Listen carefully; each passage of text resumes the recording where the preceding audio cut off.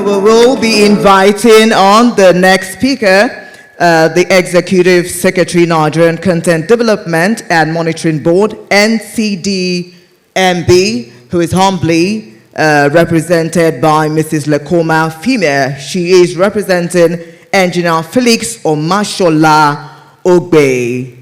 Welcome, ma'am. We appreciate you. Please, a round of applause for her. Thank you so much. You look beautiful.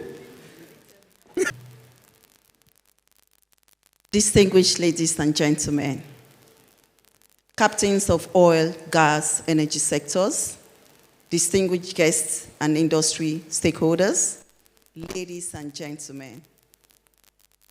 We have heard so many talks on energy today, so I'm not going to do anything extraordinary. I'm just going to go ahead and read the keynote message from my boss. I bring greetings from the Executive Secretary, Nigerian Content Development and Monitoring Board, NCDMB, Engineer Felix Omatsola Ogbe, whose keynote message I would be delivering today, 31st October 2025, at this second EMOGAS International Natural Gas-Based Industry Conference and Exhibition. It is themed the strategic role of Africa's energy banks and governments towards easier procurement and natural gas industry equipment and technology.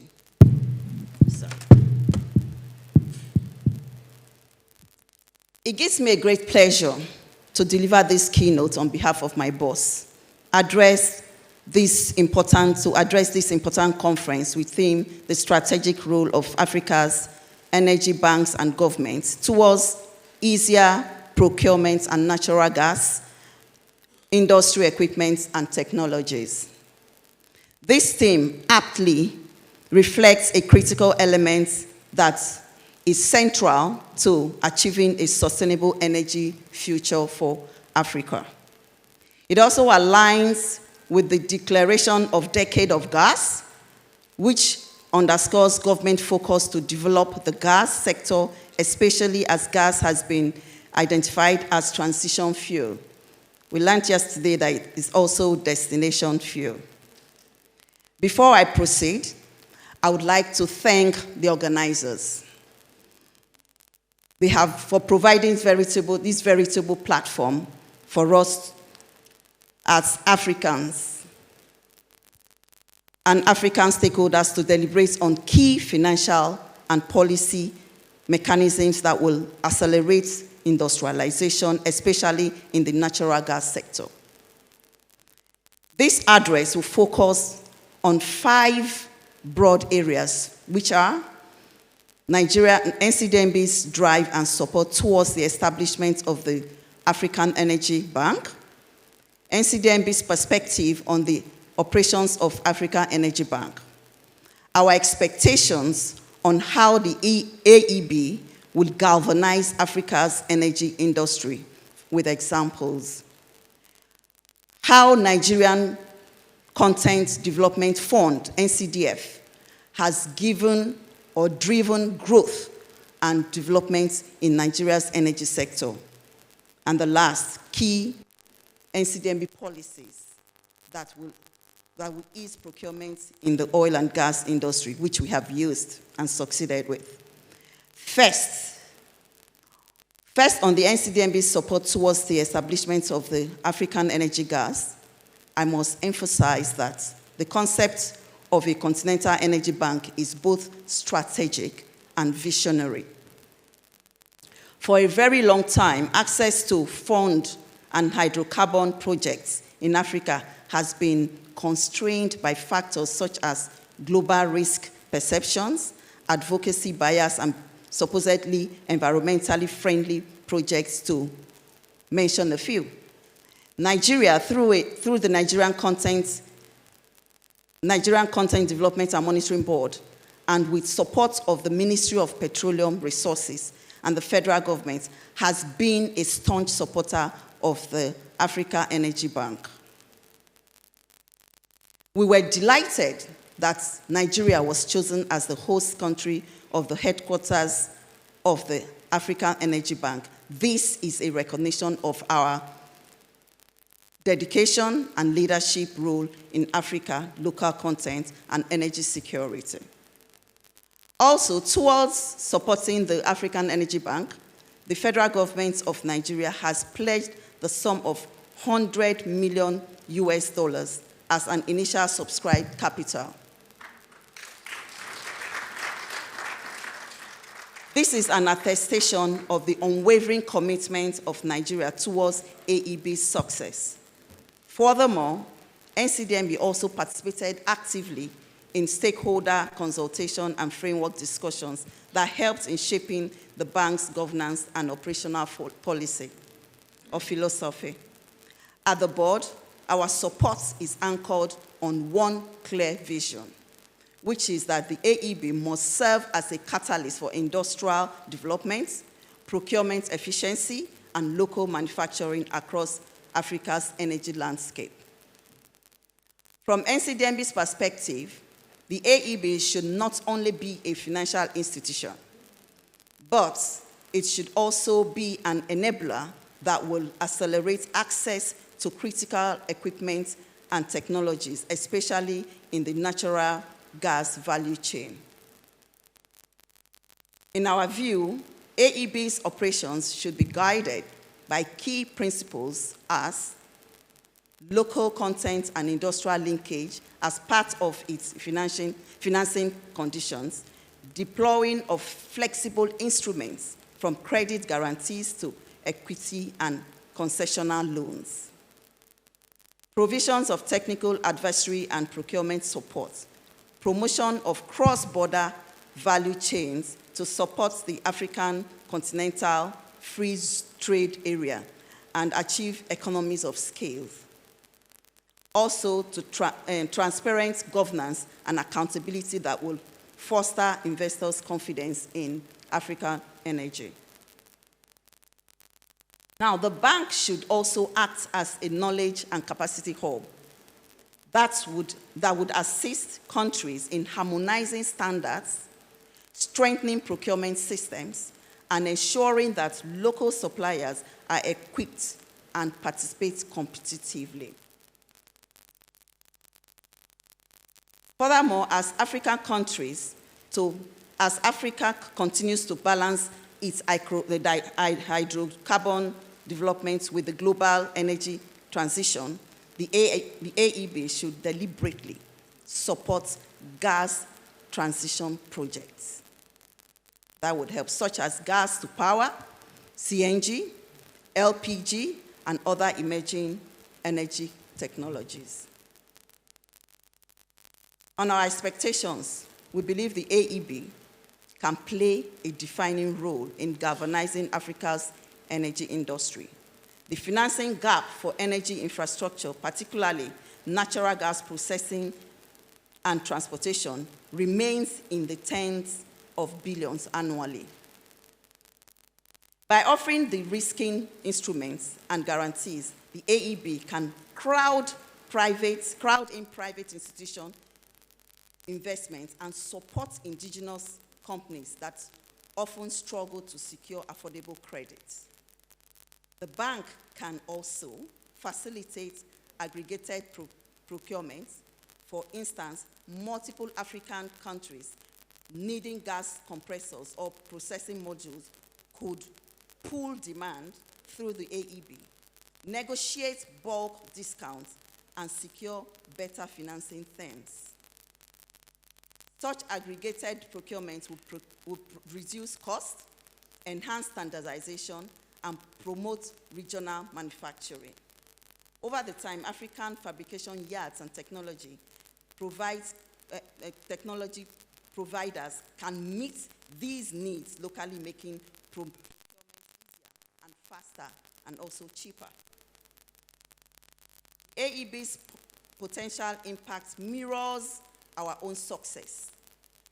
In Nigeria, the NCDF, that's Nigerian Content Development Fund, The Nigerian Content Development Fund, created under Section 104 of the Nigerian Oil and Gas Industry Content Development Act of 2010, requires that 1% of the value of upstream contracts be remitted into a fund dedicated to developing and promoting local content growth. The fund, which is managed by NCDMB, has been instrumental in providing single-digit loans to indigenous oil and gas companies through the board's strategic partnership with the Bank of Industry and the Nigerian Export and Import Bank. To date, over $300 million has been disbursed from the fund, enabling local firms to acquire vital equipment, expand fabrication yards, develop modular refineries, gas gathering plants, improve technical capacities, and so on. This intervention has directly supported Nigerians' fabrication capacity, which now extends 60,000 tons per annum, and significantly increased indigenous ownership of marine vessels and manufacturing facilities.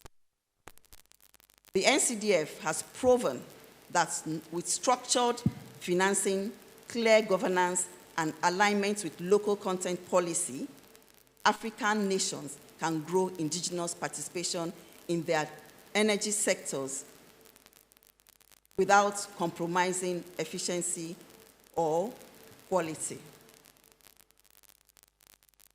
The AEB at the continental level can replicate this success by scaling it across borders, pooling resources, standardizing governance, and empowering African enterprises. Let me briefly comment on the Nigerian oil and gas industry in relation to the conference theme. Nigeria continues to strengthen its gas infrastructure and encourage investment in gas-based industrialization, in line with the decade of gas policy of the federal government.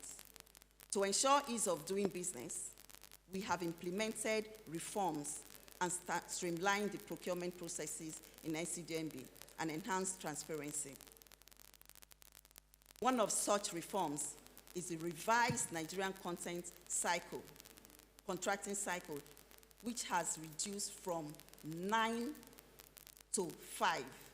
This has significantly shortened the total contracting duration to within 6 months now. This reform, combined with the presidential executive orders, has reduced project delays, restored investors' confidence, and significantly reduced bureaucracy, bottlenecks, and other things that usually discourages participation. Another milestone is the Nigerian Content Equipment Certification, NCEC, a policy tool that ensures equipment used in Nigeria's oil and gas meets approved standards and promotes local manufacturing. Through the NCEC, indigenous manufacturers are now recognized and certified to supply locally fabricated equipment, thereby reducing import dependence and creating jobs within the country. Furthermore, NCDMB has digitized its processes through the Nigerian Oil and Gas Industry Content Joint Qualification System, an online platform that enables transparent pre-qualification of service providers, reduces paperwork, and speeds up approvals. These policies, combined with capacity building, monitoring, and strict compliance, have greatly improved procurement efficiency and accountability in Nigeria's energy sector. Ladies and gentlemen, the lessons are clear. Access to finance and efficient procurement systems are twin engines of industrial growth. Without them, Africa's energy bank will remain an aspiration. The the African Energy Bank presents an opportunity to create a homegrown solution. An institution built on African realities, managed by African professionals, and driven by African priorities. To achieve this, governments across continents must align policies, harmonize procurement standards, and create the much-needed enabling environment for the AEB to thrive. NCDMB stands ready to share our experiences, from managing the NCDF implementing local content laws and reforming procurement systems, all of which have turned policy into tangible results. So the AEB can draw inspiration from this model, adopt flexible instruments, embed transparency, encourage collaboration with all stakeholders, and invest in the people and institutions that will sustain its success. In closing, let me emphasize that policy is only as powerful as its implementation, and prosperity is the ultimate proof of success. The African Energy Bank must not only exist in structure, but in substance, by unlocking access to financing, easing procurement, and promoting industrial capacities across Africa.